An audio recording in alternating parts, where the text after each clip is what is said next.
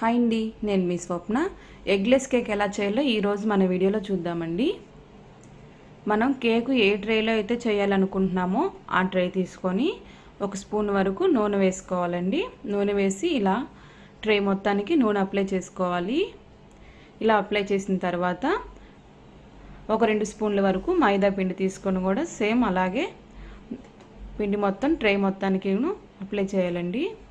ఇలా అప్లై చేసిన తర్వాత ఎక్స్ట్రా పిండి ఉంటే తీసేసి పక్కన పెట్టేసుకున్న తర్వాత ఒక పెద్ద గిన్నె తీసుకొని వెడల్పాటి గిన్నె ఒకటి తీసుకొని ఆ గిన్నెలోకి 1 కప్పు వరకు నూనె వేసుకున్నాను. స్మెల్ రాని నూనె ఏదైనా సరే పర్వాలేదండి. నేను ఫ్రీడమ్ ఆయిల్ తీసుకున్నాను. ఫ్రీడమ్ ఆయిల్ 1 కప్పు, పెరుగు 1 కప్పు, పాలు 1 కప్పు. పాలు, పెరుగు, నూనె 3 కలిసిపోయేలా చక్కగా కలుపుకోవాలండి.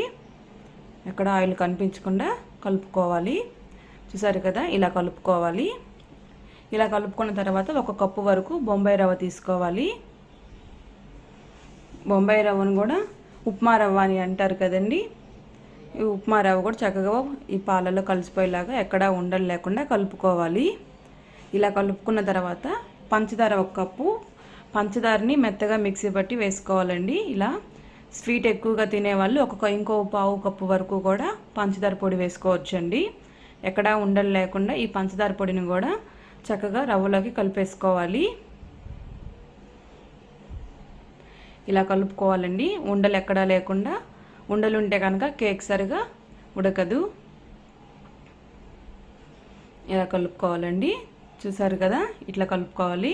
ఇప్పుడు ఒక జల్లెడ తీసుకొని పావు కప్పు వరకు మైదా, 1/2 స్పూన్ వరకు సోడా ఉప్పు, చిటికెడు ఉప్పు 3 జల్లించుకొని బ్యాటర్లోకి వేసి కలిపేసుకోవాలండి.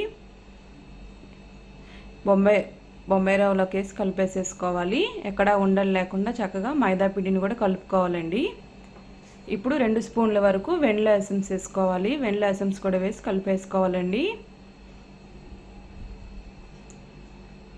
వెనిలా ఎసెన్స్ కూడా చక్కగా కలుపుకోవాలి. ఇలా కలుపుకున్న తర్వాత 2 స్పూన్ల వరకు టూటీ ఫ్రూటీ తీసుకొని 1 స్పూన్ వరకు మైదా పిండి వేసి టూటీ ఫ్రూటీస్లో కలుపుకోవాలండి.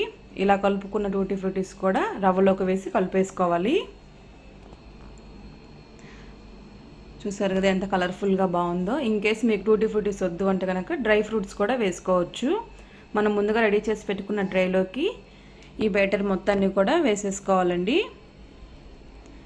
ఇలా వేసేసుకున్న తర్వాత ఒకసారి ఇలా పైకి కిందకి కొట్టి చూస్తే లోపల ఉన్న బబుల్స్ ఉన్నా కూడా క్లియర్ అవుతుంది.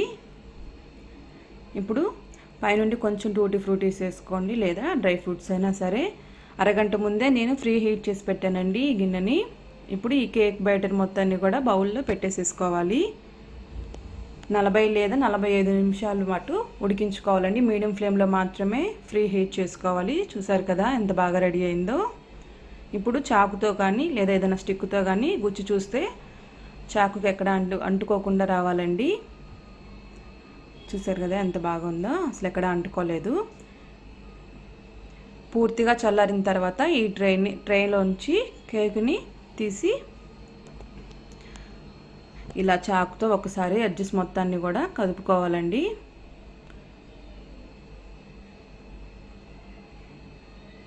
చూసారుగా, ఇప్పుడు ఒకసారి తిప్పేసేసి చిన్న చిన్న పీసెస్గా కట్ చేసుకోవడమే.